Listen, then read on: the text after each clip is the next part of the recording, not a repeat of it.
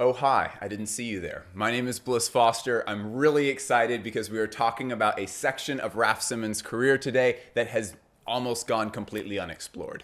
Most people who know about the Raf Simons CORPO collection know about it because there was a listing on Grailed for just one of the furniture pieces in the collection that was listed for $100,000. We've all seen the meme, but for many of us, this era of Raf Simons' career faded into the background of our memory.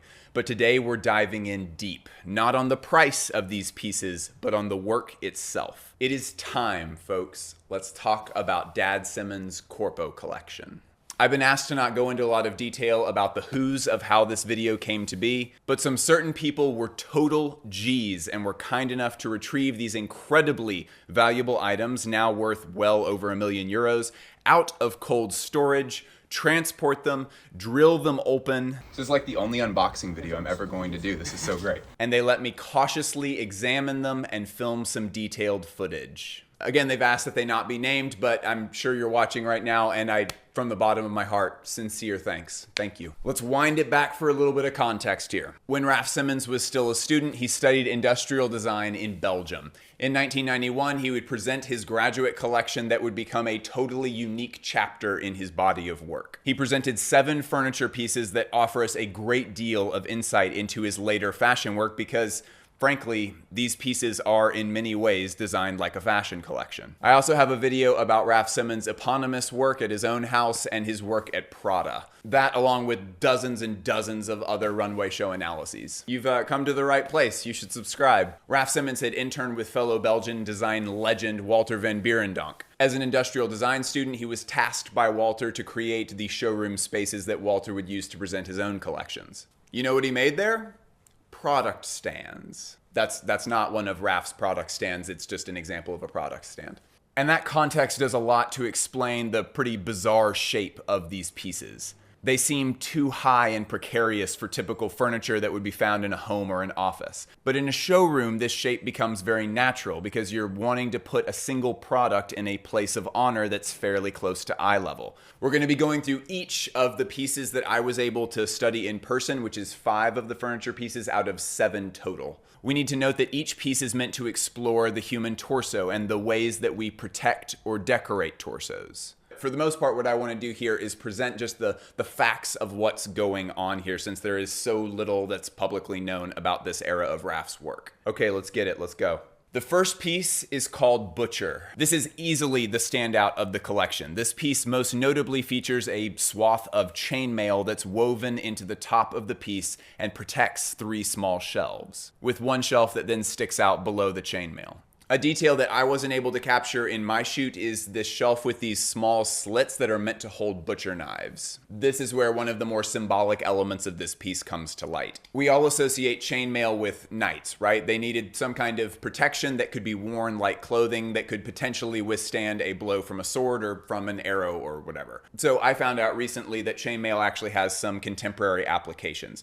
Butchers very commonly will wear chainmail in order to protect themselves while they're cutting meat. And you can see why it's needed. The cutting instruments have to be very sharp, and they're not just cutting delicately, they have to really put their weight behind it. And if we look closely, we can even see that Raf sourced his materials from an original supplier of butcher chainmail. It's a French company named Super Lamex. There's still a lot of pieces by this brand floating around on like eBay and stuff. The bottom shelf contains an outer layer of cherry wood and a center of wire mesh.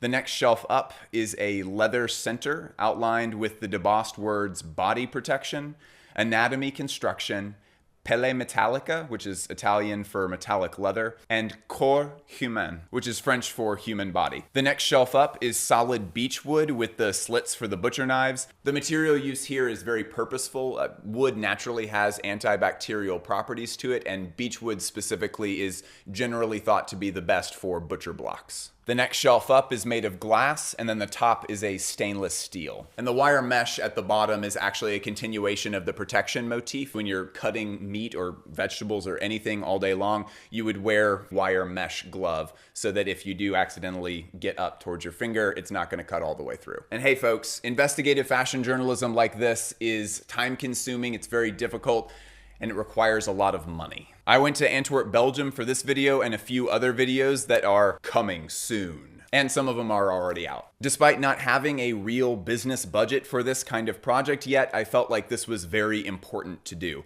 So if you love this kind of fashion journalism, I ask that you support it with a few dollars each month on Patreon. Pause the video, go sign up, then come back. I truly appreciate you. The next piece is called Corset. Put simply, it's a corset. This references back to the things that we use to augment our own bodies.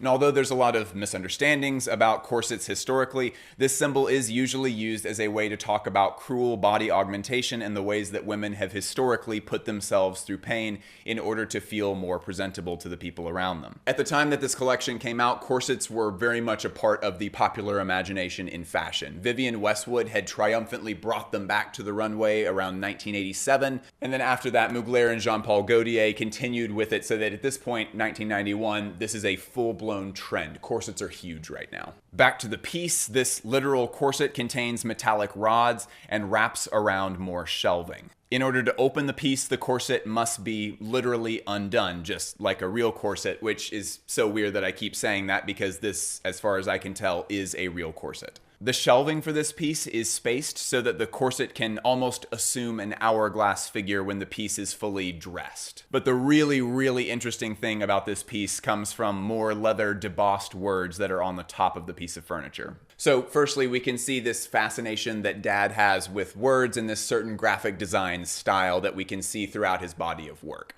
This similar kind of thing, these vague short phrases that have very dark brooding meaning behind them. This can also be seen with Raf's fascination with bunny boots, which have all of these instructions written on the side near the valve, and more popularly seen in places like his Collapse collection. Okay, so what do we read on the top of this leather plate? We see affirmations of what we'd expect with a corset theme. We see body disfiguration, we see beauty culture, corset coup, which we can assume that he's using the French here, and this transliterates to corset blow, like a blow to the head. And finally, the perfect body. Moving inward to the second circle of words, we have more references to the corset like artificial frame, the word busk, which refers to the structural parts of corsets, second, skin mutation, and what I believe is an Italian word for tugadin. Yeah, the pronunciation of that is terrible, sue me.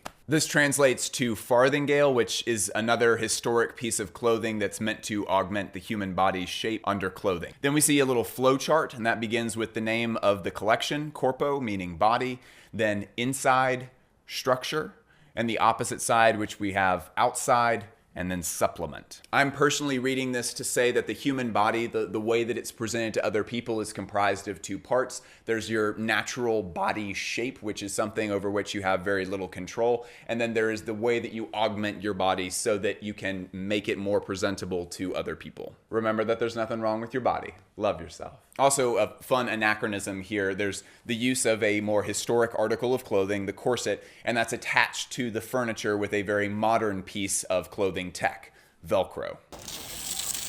The third piece is called Male Accessory. So this one looks kind of similar. I promise this one is taking a very different approach. This seems to be a reference to the inner storage of men's jackets and coats. There's the quilting detailing of the leather on the outside, and that's a lot like many different leather jackets. But then when we open up the piece, we can see a multitude of storage details like zips and pockets. Here the quote clothes for this piece are as much about covering the quote body as they are about function of efficiency, like carrying things. And of course, dudes do have a weird thing for pockets. We love a juicy pocket. Our fourth piece is called wire netting. There's really not too much to cover about this one, but the inspiration for it is so cool. We have the same basic shape that we've dealt with so far, a few glass shelves, a sort of shapeless wire netting around the body of the piece, hence the name. But so apparently this one was inspired by X-rays of the human body. So we've covered the different methods of protecting and decorating the body, but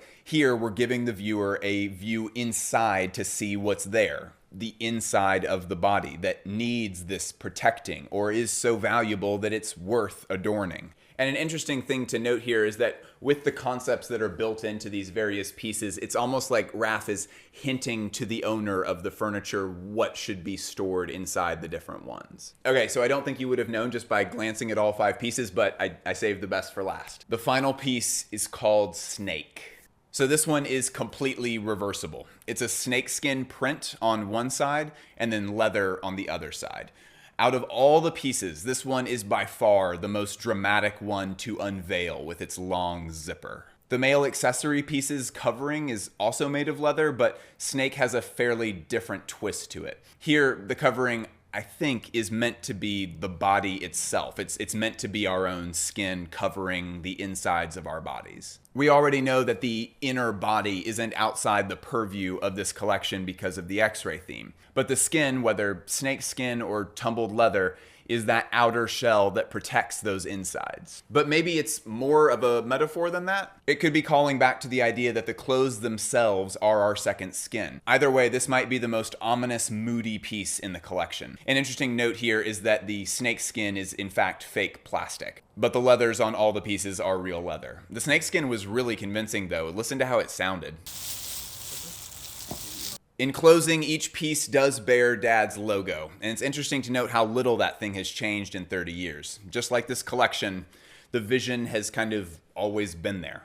It's always been Raf.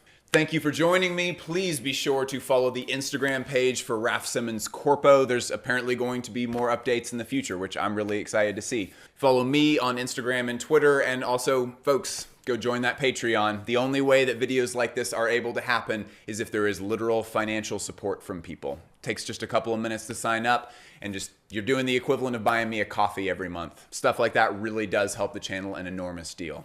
I appreciate and love you all so much. Hey, be sure to comment in the comments what you learned through this. I want us to do that for like every single video, but I keep forgetting. Tell me what you learned today. I love you a lot. I'll talk to you later.